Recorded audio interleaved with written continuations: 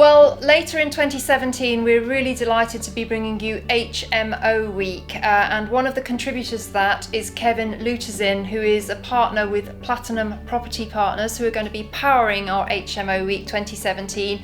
So I thought it'd be nice to catch up with Kevin now, because I've just really enjoyed hearing about his insights into HMOs. And Kevin, we have a lot of kind of comments and questions coming up on Property Tribes about setting up a household and whether couples work well in an HMO if there are other kind of single occupancy rooms involved. How do you find that? Well, within an HMO, the licence stipulation tends to lead to one person in one room, although certainly some of my rooms are large enough on our licence to take couples. I've done that in the past, but it does change the dynamics, and therefore I don't tend to do that now. We tend to keep just one person in each room. And I think one of the other issues that crops up a lot on PT is about having guests staying. Yes. Clearly you're not in the property, so you rely on a certain extent to the tenants acting in a reasonable manner and respectful manner to the other housemates. How do you kind of set the guidelines for how often somebody can stay?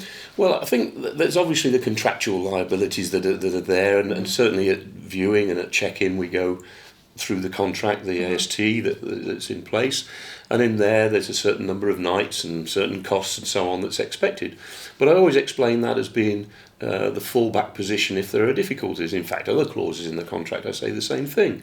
But the day-to-day management of the property is more down to common sense and two adults talking to each other, i.e. the tenant and the landlord.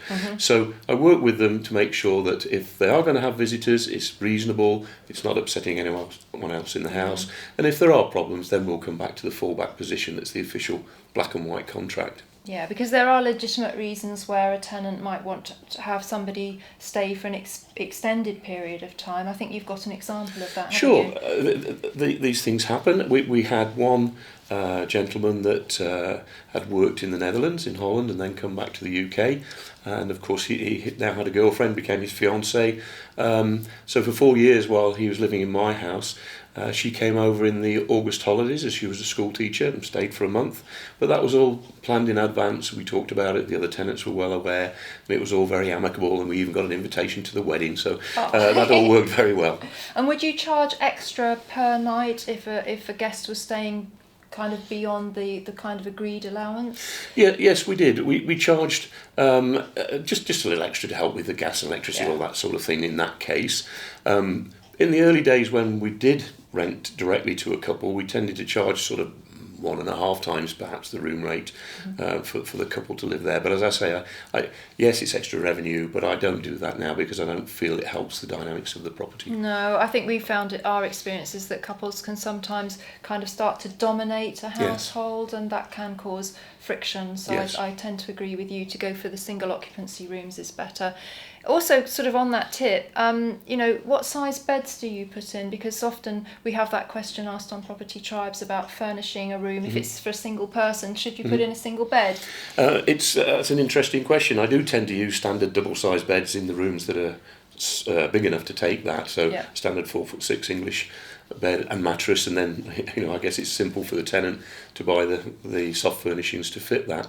There are a couple of rooms where I've put 4-foot beds in because of the necessity to access an ensuite, for example, or where the walls curve or whatever it might be. But that's the exception to the rule, to be honest. And then single rooms would be the standard 3-foot bed. I'm sure you'll agree with me that the effort you put in at the beginning in terms of selecting the correct tenant, the referencing, thinking about the dynamic within the household, the people that are going to live together, the more effort you put into that, the more smooth the tenancy is going to run and the less voids. Totally agree. I think you have to think about how people are going to live together in a shared accommodation, and so I tend to try and get mixed of gender. I tend to stick to similar age group of post-university 20s and early 30s perhaps, and it's really interesting to mix up their professions as well. I think it's a little bit sort of difficult if people are all working in a hospital and then living together when they come home. So we tend to try and mix up engineers and medical people, teachers and so on, and indeed people from Europe as well. We analysis I've just done, 1 or 2 in each house are from Europe, and I think that gives some added interest as well. Fantastic. Well, thank you so much for sharing your insights, Kevin. And as I mentioned, Kevin is going to be contributing to our HMO week coming up in 2017, so stay tuned.